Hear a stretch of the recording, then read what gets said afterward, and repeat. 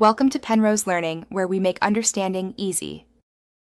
You begin by accessing the printer's network controls because that's where the Wi-Fi direct password lives. First, make sure the printer is on and awake, then open the wireless or network menu. If the unit has a touchscreen, tap the Wi-Fi direct entry. If it uses buttons, press the wireless or network button, then the info or start button to display network details. Once done, look for a line labeled Wi-Fi Direct SSID, or PIN. This is where the password or setup code appears. Next, retrieve the actual password so your device can join.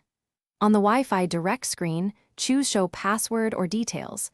Some HP models hide it behind a Print Network Report option. Select Print to get a paper copy. Make sure you copy the SSID and password exactly, because uppercase, lowercase, and punctuation all matter. If prompted for a PIN during connection, use the PIN shown. Otherwise, use the WPA2 PSK passphrase. Once you have it written down, move to your phone or laptop to connect. Finally, connect your device to the printer's direct SSID and enter the password you retrieved. Pick the Wi-Fi direct network rather than your home Wi-Fi. If the connection fails, restart both the printer and your device, then try again. Reboots clear temporary network locks.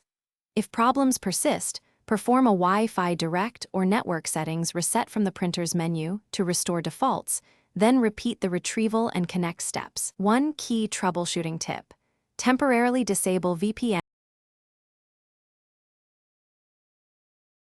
Thanks for watching. If this was helpful, leave a like and consider subscribing. See you next time.